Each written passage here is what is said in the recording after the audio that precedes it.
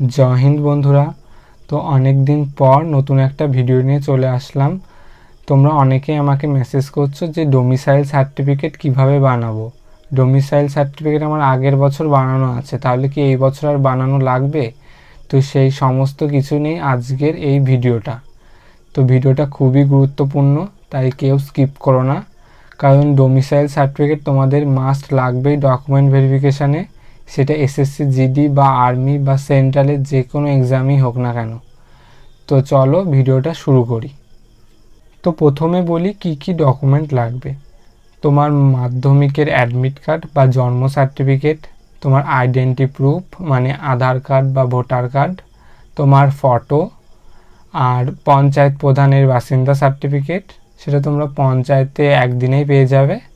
আর লাগবে বাবার identity proof, আর 15 বছর পুরনো জমি রেকর্ড, দলিল বা পর্চা যে কোনো একটা লাগবে।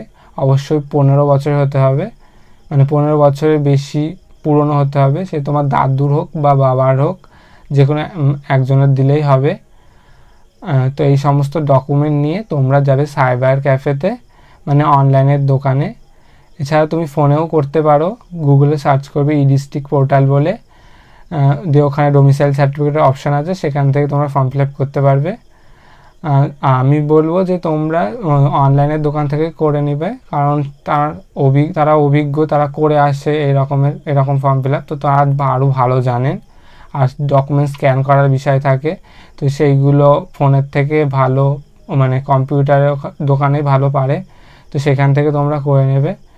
আর যদি ফোনে করো অবশ্যই একবার ইউটিউবে সার্চ করবে যে এরকম ই district portal domicile certificate apply বলে, তো সেই ভিডিওটা দেখে ভালো করে বুঝে নেবে, দিয়ে তারপরে ফর্ম ফিল আপ করবে। খুবই সতর্কভাবে ফর্ম ফিল আপ করবে, কারণ একটু ভুল হলেও ওনারা রিজেক্ট করে দেয়। আমি নিজে 2-3 বার ফর্ম ফিল আপ করেছি, 2-3 বার রিজেক্ট করার পর তারপরে গিয়ে আমার ফর্মটা অ্যাকসেপ্ট হয়েছিল। তো তোমরা অনলাইনে ফর্ম ফিল আপ করলে তারপরে একটা স্লিপ বেরোবে, মানে অ্যাকনলেজমেন্ট স্লিপ। তো সেই স্লিপ 2 কপি বের করবে, 1 কপি নিজের কাছে রেখে দেবে, আর 1 কপি স্লিপ নেবে। আর যেই সমস্ত ডকুমেন্ট অনলাইনে মানে অ্যাপ্লাই করার সময় লেগেছে, সেই সমস্ত ডকুমেন্টের 1 কপি স্ক্যান করে নেবে, মানে জেরক্স করে নেবে। জেরক্স করে নিয়ে গিয়ে তোমরা চলে যাবে বিডিও অফিসে। যাদের ব্লক এলাকায় বাড়ি তারা বিডিও অফিসে যাবে প্রথমে, আর যাদের মিউনিসিপ্যালিটি এলাকায় বাড়ি তারা ডাইরেক্ট এসডি অফিসে যেতে পারো। তো প্রথমে বিডিও অফিস থেকে সেই ডকুমেন্টগুলো চেক করে তারপরে ফরওয়ার্ড করে এসডিও অফিসে, মানে এসডিও স্যারের কাছে। তো সেই সমস্ত ডকুমেন্ট নিয়ে তোমরা বিডিও অফিসে তারপর যাওয়ার পর এসডিও অফিসে যাবে।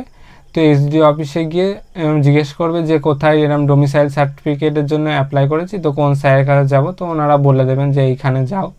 তো ওখানে যাবে, দেখবে একজন স্যার বসে আছে, তো উনি সে সমস্ত ডকুমেন্ট অরিজিনাল দেখবে, দেখে ওখান থেকে অ্যাপ্রুভ করে দেবে। তো আমি প্রথমবার অ্যাপ্লাই করার সময় মানে বার্থ সার্টিফিকেটে ছিল যেই ডেট অফ মানে প্লেস অফ বার্থ, সেটা ভুল হয়েছিল, তো প্রথমবার রিজেক্ট হয়ে গেছিলো। তারপর স্যার বললেন যে আবার অ্যাপ্লাই করতে, তো আবার অ্যাপ্লাই করেছিলাম, তারপরে গিয়ে অ্যাকসেপ্ট হয়েছিল। তো তোমরা আগে থেকেই বানিয়ে নেবে, কারণ রিজেক্ট হওয়ার বিষয় থাকে, যে মানে কোনো সময় ভুল হলে বারবার রিজেক্ট হতে, আর প্রসেসটা করতে প্রায় 3-4 দিন সময় লেগে যায়। তো আগের বছর যখন ফিজিক্যালের ডেট দিয়েছিল তারপরে আমি বানিয়েছিলাম, তো এসডি অফিসে প্রচুর মানে এসএসসি জিডি ক্যান্ডিডেট ভর্তি হয়ে গেছিলো অনেক, তারপরে রিজেক্ট হয়েছিল মাঝখানে, তো অনেক দেরি হয়েছিল।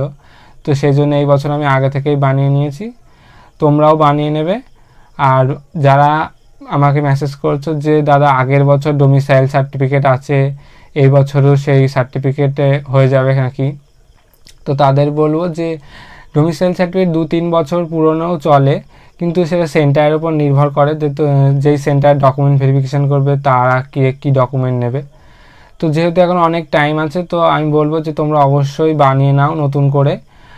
দেখো বেশি বানিয়ে রাখলে কিন্তু ক্ষতি নেই, কম বানিয়ে রাখলেই ক্ষতি। যদি পরে চায় তো পরে ছোটাছুটি করতে হবে, তার থেকে ভালো তোমরা এখনই বানিয়ে নাও। তো এই ছিল ডোমিসাইল সার্টিফিকেটের বিষয়টা। আর অনেক ক্ষেত্রে পুলিশ ভেরিফিকেশান করতে হয় ডোমিসাইল সার্টিফিকেটে, সেটা এক এক জায়গায় এক এক রকম হয়। আমার নদিয়া ডিস্ট্রিক্টে মানে কৃষ্ণনগর এসডিও, তো পুলিশ ভেরিফিকেশানে এরকম কোনো ব্যাপার ছিল না, তো সেই জন্য সেই বিষয়টা আমি জানি না। কিন্তু শুনেছি অনেক জায়গায় যে এরকম পুলিশ ভেরিফিকেশান করতে হয়, তারপরে পুলিশ ভেরিফিকেশানে সেই সার্টিফিকেটটা নিয়ে আবার এসডি অফিসে যেতে হয়, তো তারপরে সেখান থেকে অ্যাপ্রুভ করে। তো তোমরা তোমাদের মানে বিডিও বা এসডিও অফিসে যাবে, তো এখানে গিয়ে খোঁজ নেবে আগে যে ডোমিসাইল সার্টিফিকেট বানানোর জন্য কী কী ডকুমেন্ট প্রয়োজন। তো সেখানে দেখবে 4টে মানে ওনারা লিখে মানে টাইপ করে লেখা থাকে যে এই ডকুমেন্ট দিয়ে অনলাইনে ই ডিস্ট্রিক্ট পোর্টালে অ্যাপ্লাই করতে হয়, যে তারপরে স্ক্যান কপিগুলো নিয়ে ভেরিফাই করতে হয়। তো অবশ্যই তোমরা একবার আগে বিডিও অফিসে বা এসডি অফিসে গিয়ে খোঁজ নিয়ে তারপরে অনলাইনের দোকানে ফর্ম ফিল আপ করবে, তাহলে রিজেক্ট হওয়ার মানে চান্সটা একটু কম থাকে। তো ভিডিওটা এই পর্যন্তই ছিল। আর ভিডিওটা ভালো লাগলে অবশ্যই একটা লাইক করো, আর যারা যারা চ্যানেলে নতুন এসছো অবশ্যই চ্যানেলটিকে সাবস্ক্রাইব করো। তো এরকম পরের ভিডিওতে আমি কাস্ট সার্টিফিকেট রিলেটেড কিছু মানে অনেকে জিজ্ঞেস করছিল যে ওবিসি এনসিএল করবে বা এসসি সেন্ট্রাল করবে, তো সেই সম্পর্কে একটা ভিডিও দেবো। তো সেইগুলো দেখার জন্য অবশ্যই চ্যানেলটিকে একটা সাবস্ক্রাইব করে রেখো। তো ভিডিওটা এই পর্যন্তই শেষ করছি। আর কোনো কিছু জানতে হলে মানে মেসেজ করো, আমি রিপ্লাই করার চেষ্টা করব।